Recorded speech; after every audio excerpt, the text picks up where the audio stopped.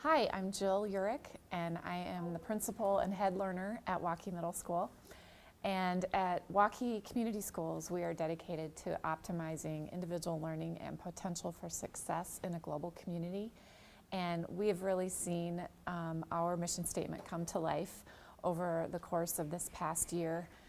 It all started with a group of teachers last spring expressing interest in wanting to learn more about project inquiry-based learning. And we were fortunate to create a partnership with the U.S. Center for Diplomacy. And last summer, we had a number of our teachers give of their personal time and dig in as self-guided learners. And the U.S. Center for Diplomacy partnered with us, and they taught us a lot about inquiry-based learning. And we've spent the year really learning about how to implement this in our classrooms. And then a couple weeks ago, we had a simulation activity happen throughout the day.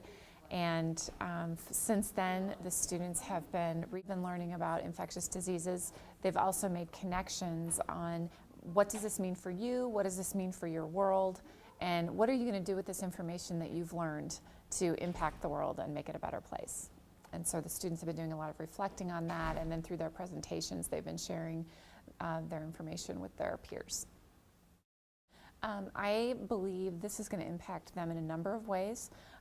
First of all, I think just having that global perspective, and it's very comfortable for us to think of our day-to-day lives here in our local community, but to actually reach out and learn about things that are happening in other areas of the world, some things that are different and some things that are the same as what we're experiencing, and they're making those connections.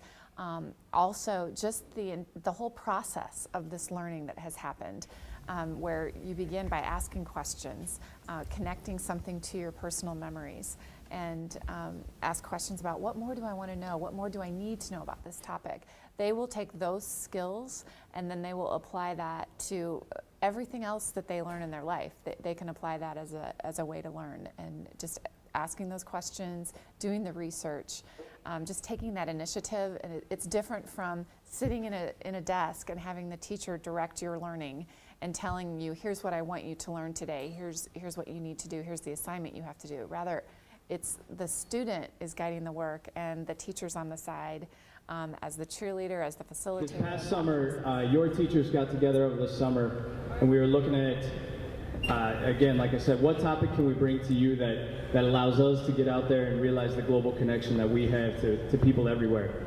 And one of the things that we thought was a significant area of interest, and especially with H1N1 and how diseases continue to evolve and continue to change, is the idea of infectious disease. We are prepared over the next 2.5 weeks to offer what's called an inquiry-based learning system, and it's things that you've been doing in math, and it's things that you've been doing in science and in social studies and language arts. And so over the next 2.5 weeks, we're going to ask you to do some things, and we're going to ask you to explore some topics that you choose, and present your knowledge in ways that you choose. So as you go home this weekend, and Ms. Whaler's going to talk to you a little bit about some homework that you have for us this weekend. No, it's good, it's good, it's good. As you go home this weekend, I want you to start generating ideas and start thinking about how do I connect to infectious diseases, and what topics do I find interesting in this overall kind of genre or overall topic. Anything from healthcare to the diseases themselves, to different countries, and even beyond that is how these different diseases impact us as global citizens. Yeah.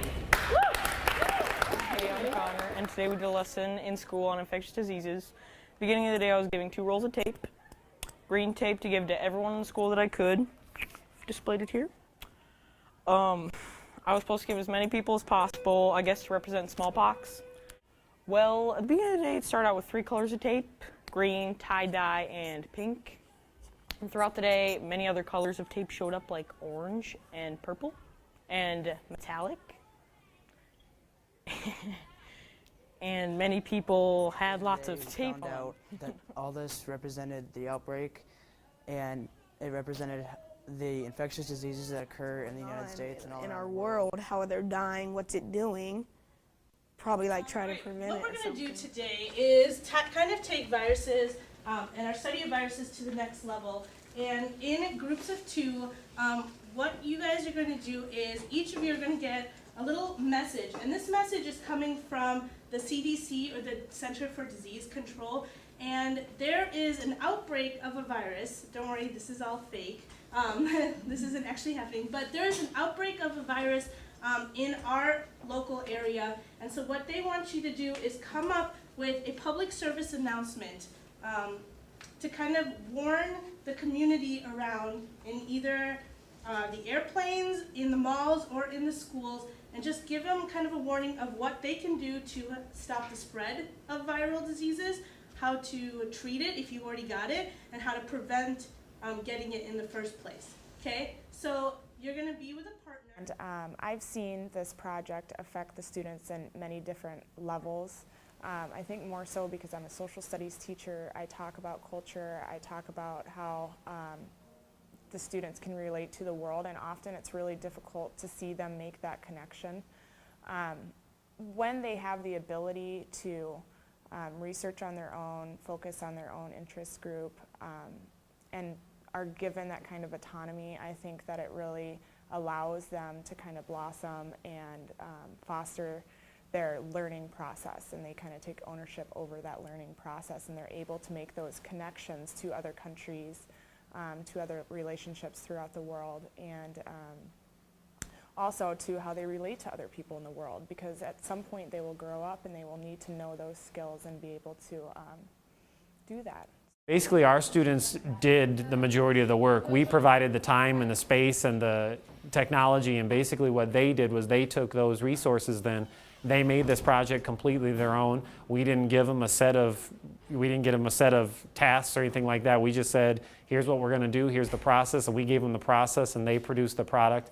I really liked how we got to make our own agenda, and how we just got to research how we wanted and present it how we wanted, instead of having the teachers tell us what to do and how to do it. I think the thing that stands out the most to me is students who typically might be reluctant learners or more challenging in the classroom. I saw a completely different side to them when they were able to pick their topic, when they were able to structure their learning themselves, when they were able to connect with their questions and have a real interest in their learning. I saw a completely different side to them, and that was really exciting to see. The other thing I think that really pops up to me about the infectious disease study is students, especially at this age, are very egocentric in some ways. They see the world basically through the little bubble that they're currently in.